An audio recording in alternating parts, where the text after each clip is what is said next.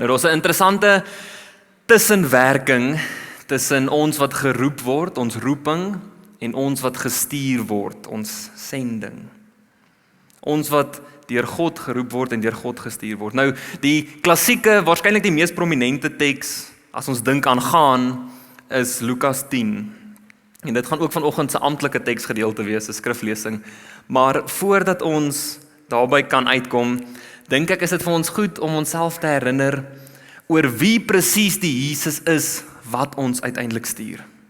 Wie is die Jesus wat vir my en jou sê, gaan?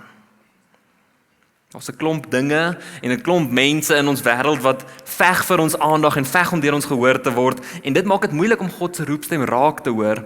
Maar daar's ook 'n klomp dinge en 'n klomp mense wat ons in duisende verskillende rigtings wil instuur. Daarom is dit vir ons nodig om te weet wie is die een na wie ons eintlik behoort te luister.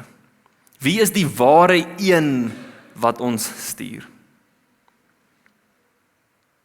En wanneer ons iets van dit begin besef, dan raak ons ook meer in staat om te onderskei wanneer dit werklik God is wat ons roep en stuur, maar om ook te verstaan waarheen en hoe stuur die Here ons.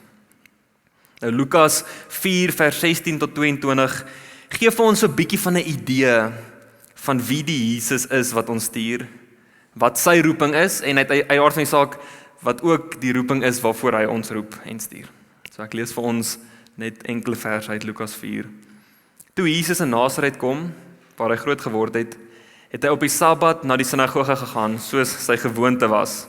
Toe hy opstaan om voor te lees, is die boekrol van die profeet Jesaja vir hom aangegee. En hy het oopgerol en die plek gevind waar daar geskryf staan, die Gees van die Here is op my, omdat hy my gesalf het om die goeie boodskap aan arme mense te verkondig.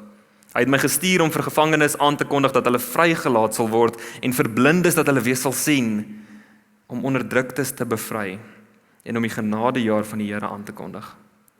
Hierna het Jesus die boekrol opgerol, dit aan die amptenaar teruggegee en gaan sit. Almal in die sinagoge het sy oë was stip op Jesus gerig. Toe het hy met hulle begin praat.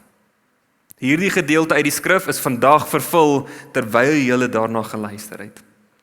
Almal het hulle in instemming met hom betuig en was verwonderd oor die woorde vol genade wat uit sy mond gevloei het. En hulle het gesê, is hy dan nie die seun van Josef nie? En Jesus haal onder andere in hierdie gedeelte Jesaja 61 aan. Soos ons dit reeds in die begin van die erediens ook gehoor het, die Gees van die Here is op my, omdat hy my gesalf het om die goeie boodskap aan arme mense te verkondig. Hy het my gestuur om vir gevangenes aan te kondig dat hulle vrygelaat sal word, vir blindes dat hulle weer sal sien, vir onderdruktes dat hulle vrygemaak en bevry sal word, ja, om die genadejaar van die Here aan te kondig. Met ander woorde, kortom, Jesus is die goeie nuus. Jesus is ook die een wat gestuur word om die goeie nuus aan te kondig en te verkondig. Die goeie boodskap van gevangenes wat op watter manier ook al gevange is, maar wat vryheid sal beleef. Vir blindes wat op watter manier ook al nie kan sien nie, dat hulle weer sal kan sien. En vir onderdruktes wat op watter manier ook al onderdruk is en onderdruk voel, bevryding. Jesus is gestuur. Die Seun is deur die Vader gestuur om die goeie nuus, die genadejaar van God se koninkryk aan te kondig. Jesus is gestuur en hy het gehoorsaam gegaan tot op die punt waar hy mens geword het tussen ons as mense in God se skepping. En in hierdie bediening, in hierdie goeie boodskap van Jesus, waarvoor Jesus geroep is en gestuur is, maak hy ander ook deel. Hy roep mense en hy stuur self ook mense. Eers die disippels, die 12, dan 'n groter klomp, tot op die punt waar ons as gemeente, as kerk, as geroepenes en gestuurdes van God drie-enig moet besef en onthou dat ons ook, elkeen van ons, deur Jesus geroep en gestuur word vir hierdie selfde roeping, om die genadejaar van God, om die vrede van God se koninkryk te leef en te verkondig. Nou met dit in ons gedagtes en in ons harte, gaan ons die Here saam loof en prys, en daarna sal ons by Lukas 10 vers 1 tot 12 uitkom. Here, dankie dat ons kan weet, dat U ons deur die kruis en deur U bloed skoon gewas het, skoon was en volledig vrymaak om U te kan verheerlik. Here, dankie dat ons kan weet dat U in alles wat U gedoen het en in alles wat U doen, reeds die brug gebou het sodat ons in diep verhouding en diep afhanklikheid met U kan leef en dat ons vanuit daai verhouding ook ander kan lief hê. Dat ons vanuit daai verhouding U vryheid en U vrede aan 'n honger wêreld kan verkondig. Here, sal U ons ook nou in die skriflesing in U woord ontmoet. Here, en help tog,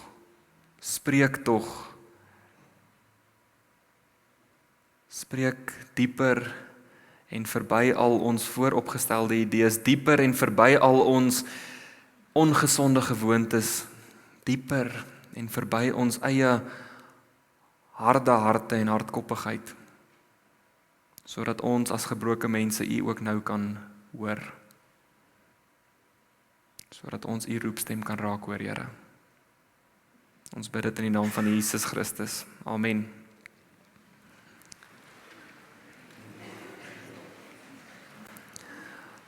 Ons lees dan nou Lukas 10 vers 1 tot 12 saam.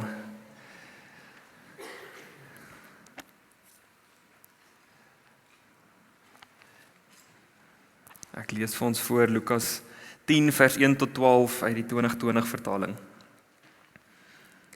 Hierna het die Here nog 72 ander aangewys en hulle 2-2 voor hom uitgestuur na elke dorp en plek wat hy nog wou besoek. En hy het vir hulle gesê, die oes is groot, maar die arbeiders min. Daarom moet julle bid tot die Here, aan wie die oes behoort, om arbeiders uit te stuur vir sy oes. Gaan nou, kyk, ek stuur julle soos lammers tussen wolwe in. Moenie 'n beursie of 'n reissak of sandale saamdra nie, en moet niemand langs die pad groet nie. Watter huis julle ook al binne gaan, sê eers vrede vir hierdie huis. Nou as daar 'n vredelewende mens woon, sal julle vrede op hom rus, anders sal dit na julle terugkeer. Bly in dieselfde huis terwyl julle eet en drink wat hulle aanbied, want die arbeider is sy loon werd. Moenie van huis tot huis rondtrek nie. As julle in 'n dorp kom en die mense verwelkom julle, eet wat aan julle voorgesit word, maak die siekes wat daar is gesond en sê vir hulle, vir julle is die koninkryk van God op hande. Maar as julle in 'n dorp kom waar hulle julle nie verwelkom nie, gaan dan uit in die strate en sê, selfs die stof van julle dorp wat aan ons voete kleef, vee ons af as aanklag teen julle, maar dit moet julle weet, die koninkryk van God is op hande. Ek sê vir julle, vir die mense van Sodom, sal dit op daardie dag draagliker wees as vir so 'n dorp. Ons lees tot daarso.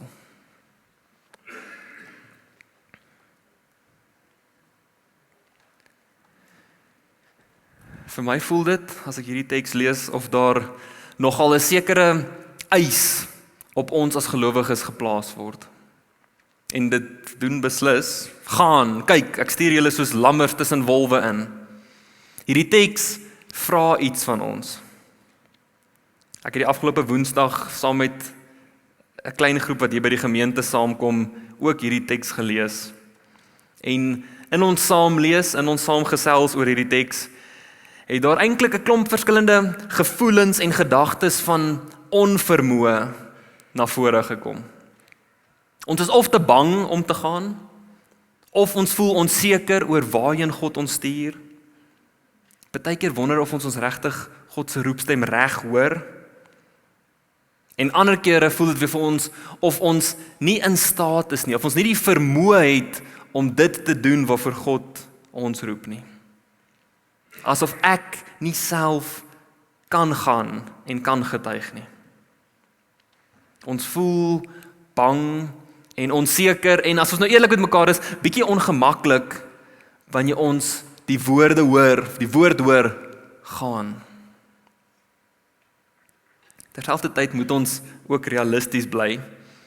Jesus sê self dat hy die lot soos lammers tussen wolwe instuur en daarom ons ook. So om wel te gaan, vra beslis iets van ons. Iets van ons gemaak behoort dalk geruk te word. Iets van ons gaan sal lei tot 'n wonder en selfs 'n worstel met jou eie geloof. Iets van ons wat gaan, sal jy in en aan jou eie lyf voel. Maar ons sukkel veral met die gaan, dink ek, omdat ons direk wil spring na die gaan toe. Ons wil by die gaan begin, eerder as die 2 of miskien 3 stappies voor die gaan. Sien, as ons hierdie teks lees, hierdie perfekte voorbeeld van hoe die Here ons stuur, dan kan ons baie vinnig by die eis of die verantwoordelikheid van die teks vashaak en eintlik die dieper genade agter ons wat gestuur word mis. En ek is oortuig, as ons bietjie dieper in hierdie teks grawe en besef wat eintlik agter of wat eintlik die hart van die Here is wanneer hy ons stuur, dan sal ons God se wil so ontdek dat ons eenvoudig nie anders sal kan as om wel gehoorsaam te gaan nie. En daarvoor dink ek is daar 3 goedjies waarby ons kan stil staan. 1, wanneer Jesus sê gaan, maak hy eintlik elkeen van ons deel van God se roeping, deel van God se plan met die wêreld. Of 'n ander manier om dit te sê, God vertrou ons om God se werk te doen en te kan doen. Om dit bietjie te illustreer, dink vir 'n oomblik aan jou eie lewe. Daar is sekere mense in jou lewe wat jy met sekere dinge sal vertrou en daar is sekere mense in jou lewe wat jy verseker nie met sekere dinge sal vertrou nie. Miskien is daar dinge in jou lewe wat jy niemand mee sal vertrou nie. Wie sal jy vertrou om jou by die lughawe op te laai of betyds by die lughawe te gaan aflaai? Wie sal jy vertrou om vir jou kos te bring as jy dalk siek is? Wie sal jy vertrou om jou huisplante water te gee of dalk nog erger om jou honde om te sien terwyl jy met vakansie gaan? Kortom, sekere mense is betroubaar en ander nie noodwendig nie. Sekere mense is bekwaam vir sekere uitdagings en ander nie. En ek en jy is redelik goed daarmee om uit te pleis wie ons met wat kan vertrou. En natuurlik, as ons goed is daarmee, die Here is nog beter daarmee, omdat hy ons volle menswees oopgevlek sien en daarom presies weet wie ons is en waartoe ons in staat is. So daarom, wanneer dit kom by God wat roep, maak God nie foute nie. Natuurlik kan ons miskien foute maak in die manier wat ons God se roepstem hoor, maar God self maak nie foute met roeping nie. God sal nooit 'n fout maak met wie hy kies om te vertrou vir sy koninkrykswerk nie. En nou moet jy my mooi hoor. Ons as kerk, ons as gemeente, is God se geliefdes. Ons is God se geroepenes en ons is die wat deur God gestuur word. Jesus se woorde is ook gemik op my en jou. Gaan. Ons sal in 'n volgende erediens stil staan by die manier wat ons behoort saam te gaan en nie alleen te gaan nie. Maar vir nou moet jy net die kernwaarheid hiervan besef. Ek en jy is geroep. Gaan. God roep ons en God maak nie foute in wie hy roep nie. God kies om my en jou deel te maak van sy koninkrykswerk. Uit liefde en genade kies God om ons te gebruik. Maar dit raak nog groter. Dit raak nog meer ongelooflik as dit. God roep ons nie sodat God ons eenkant kan besig hou terwyl hy die actual werk doen nie. God roep ons nie as 'n tipe van 'n afleiding terwyl hy besig is met die regtige belangrike werk nie. En ons sien iets van dit ook in ons teks, wanneer Jesus hierdie groep stuur nog voor sy kruisiging. Ek lees weer vir ons vers 1 en 2. Hierna het die Here Jesus nog 72 ander aangewys en hulle 2 voor hom uitgestuur na elke dorp en plek wat hy nog wou besoek. Daar's 'n mate van voorbereiding wat hulle gaan doen. Hy het vir hulle gesê, die oes is groot, maar die arbeiders min. Daarom moet julle bid tot die Here aan wie die oes behoort, om arbeiders uit te stuur vir sy oes. En nou natuurlik, die oomblik as hulle gaan bid vir arbeiders, dan word hulle self gestuur. Jesus stuur mense na elke plek wat hy wil besoek, maar nog meer as dit, hy stuur mense met die wete dat hy gaan nie by al daai plekke uitkom nie. So baie van daai plekke wat Jesus nog wou besoek, is die wat hy gestuur het, die enigstes wat daar uitgekom het. Jesus vertrou die wat hy stuur genoeg, om in 'n sekere sin sy teenwoordigheid by daai mense te wees, die verkondiging namens hom te gaan doen. Jesus bevestig ook dat 'n klomp mense, ek en jy inkluis, deur die Here vertrou word om sy arbeiders te wees. God vertrou sy oes met ons as arbeiders. Dit is nie 'n sommer maar net, of 'n word bietjie ge-entertain of bietjie besig gehou, sinnelose taak waarvoor ons geroep word nie.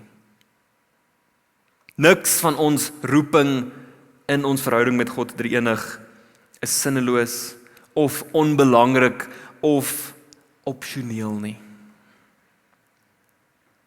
Vir die van julle wat al op enige stadium games gespeel het, of miskien speel jou kinders games, of miskien speel jou kleinkinders games, hierdie is nie 'n side quest nie. Ons leef nie ons lewe en daar's hierdie opsionele side quest kant dingetjie wat jy kan gaan explore en dit is jou roeping met God nie. Nee. Dit is die real deal. Dit is die hoofding waarvoor ons geskep word. God roep ons om werklik die belangrike werk van sy koninkryk te doen. Saam met die belangrikheid beklemtoon Jesus iets van die dringendheid, wanneer hy sê, gaan nou, dit gaan moeilik wees, maar dit waarvoor ek julle stuur is ongelooflik belangrik en ongelooflik dringend. Dit is so dringend dat jy nie eintlik eers by die huis moet gaan stop en iets moet saamdra nie. Dit is so dringend en belangrik dat jy nie iets moet saamdra wat jou stap gaan stadiger maak of gaan swaar maak nie. Dit is so dringend dat jy nie op hierdie stadium eers allerhande onsinnige praatjies of op gevaarlike plekke moet gaan stil staan, rondstaan en babbel nie. Gaan nou en maak seker dat jy die vrede van God, die koninkryk van God wat op hande is, aan almal verkondig. Of hulle jou nou in vrede ontvang of nie. Die Here sal voorsien aan alles wat jy nodig het. Gaan net. Dis basies wat Jesus vir hulle kom sê. En ek en jy is ook deel van hierdie arbeiders. Die Here vertrou ons om arbeiders van sy groot oes te wees, waarvan die werkers te min is. Daarom moet ons, we need to step up to the plate, as arbeiders, as medewerkers van God se koninkryk. Ek sê weer, God ken my menswees, my gebrokenheid, my hardkoppigheid, so ook elkeen van ons in. Maar God maak nie foute wanneer hy ons roep nie. Ons is geroep omdat ons geroep moet wees. Omdat ons in Christus, saam met Christus, deur die werking van die Gees, wel die vermoë het om te gaan. So gaan. Daag net op. Gaan net. Sonder bagasie, sonder verskonings, gaan net. Maar moenie alleen gaan nie. So gaan sonder bagasie en sonder verskonings, maar nie sonder geselskap nie. nie sonder vriendskap en verhouding en egte gemeenskap nie. God vertrou my en jou om arbeiders in sy koninkryk te wees. Kom ons werk net saam. Kom ons daag net op, kom ons gaan saam, kom ons trek nog ander nader en kom ons laat toe dat ander ons ook nader trek. God roep ons, elkeen van ons en ander vir sy koninkryk, saam vir sy koninkryk. Kom ons bou die brug wat gebou moet word en doen wat ook al nodig is sodat ons gehoorsaam saam met ander God se roepstem kan hoor. Gaan. Dit was die eerste kosbare stuk genade in hierdie teks. Die tweede en die derde een is aansienlik korter. Tweedens moet ons onthou, hierdie roeping begin by gebed. Ons moet die Here ook vertrou in wie hy stuur en wanneer hy stuur en waarheen hy stuur en hoe hy elkeen van ons wil gebruik. En meer as dit, ons mag die Here vertrou om te voorsien wanneer hy wel stuur. Sien, in genade ontmoet God ons waar ons is en in geloof aanvaar ons dat God werklik in beheer is en word ons gehoorsaam. Dat God werklik lief is vir ons, dat God ons werklik roep en dat God elkeen van ons werklik kan gebruik. Maar dit alles begin by gebed. Daar waar jy alleen bid, maar ook daar waar ons saam met ander bid. Nou gebed doen 'n klomp dinge, maar miskien is die belangrikste ding van alles wat gebed doen, is dat dit bevestig dat ons in verhouding met God leef. Dit bevestig ons afhanklikheid en ons vertroue in God. Ek en jy het nie die vermoë om God se werk self te doen nie. Ons het nie eers die vermoë om die regte mense bymekaar te maak vir dit waarvoor God ons stuur nie. Daarom moet ons bid. En wanneer ons bid, word ons wil deur die Heilige Gees belyn met God se wil. Daarom kan ons ook bid. En dan moet ons vertrou dat die Here sal doen wat gedoen moet word. Dat die Here sal roep wie hy wil roep en dat God sal stuur wie hy wil stuur. En baie belangrik, ons moet die Here vertrou wanneer hy my en jou ook stuur, gaan. En ons moet die Here vra om ons die kapasiteit te gee om ja te sê, om gehoorsaam te wees wanneer ons dan wel God se roepstem hoor. En dit bring ons 'n bietjie by die derde punt.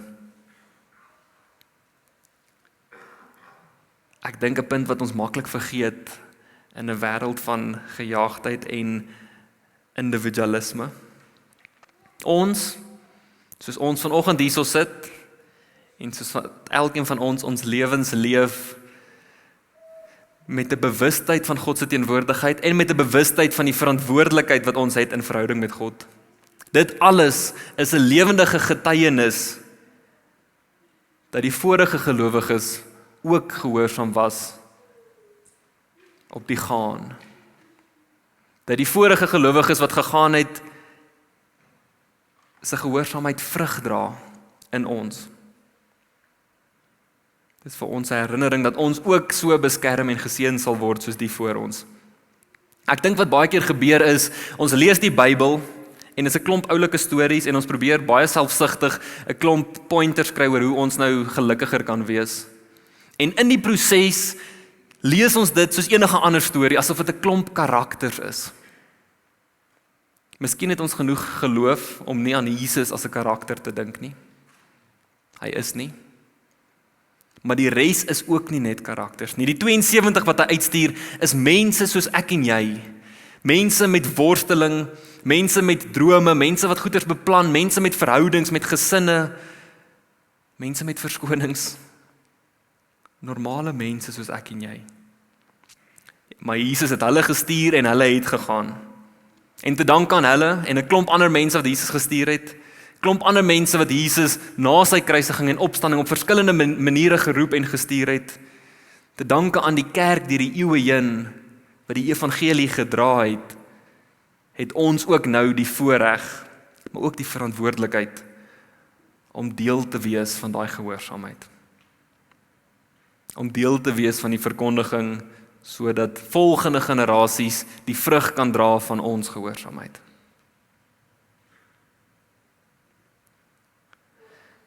Besef hier is bietjie van 'n mond vol.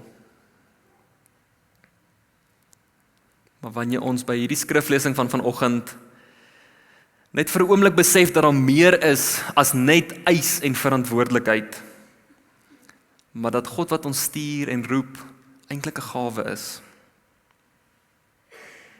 Ons moet mekaar deurgaans herinner dat dit 'n voorreg is om in verhouding met God te kan leef, om hom te ken. Dis 'n voorreg om God se roepstem wel raak te hoor. En 'n voorreg om in verhouding met God te mag leef. Dit is ook 'n uitnodiging om herinner te word, vertrou op God. Bid en erken jou afhanklikheid. Loof en prys die Here wat in beheer is van alles. Dank God vir sy voorsiening in gebed, maar ook in gehoorsaamheid. Dis ook 'n kans vir ons om te onthou dat ek en jy nie die eerste gelowiges is nie. Ons is nie die eerste mense wat passievol is oor Jesus Christus nie. Ons is nie die eerste mense wat sukkel met kerk wees en wonder oor of God ons roep en hoe God ons roep en waarvoor God ons roep nie. Ons is nie die eerste mense wat hiermee worstel nie. Tog weet ons dat God saam met almal voor ons was, saam met die kerk en al die gelowiges voor ons. En daarom kan ons vertrou dat die Here ook saam met ons sal aanhou stap. Daarom kan ons ook vertrou dat die Here in ons harte sal leef en ons ook in waarheid en wysheid sal lei. Ons moet net gaan. Want God vertrou ons op hierdie tyd, op hierdie plek, om sy vrede te verkondig. Ek sluit vir ons af met die trant van Mordegai se woorde aan Ester, in Ester 4 vers 14. Wanneer sy self so 'n bietjie op die drempel gestaan het van haar roeping, onseker, bang. Wie weet, miskien is jy juis geroep vir 'n tyd soos hierdie. Ja, ek en jy, ons is geroep vir 'n tyd soos hierdie. Staan op, daag net op, gaan net. En beleef hoe die Here jou in sy groot genade en in sy voorsiening sal toerus vir alles wat die lewe en al die uitdagings op die pad. God sal voorsien. Gaan net. Vind jou roeping in verhouding met God drie-enig en gaan. Kom ons bid saam.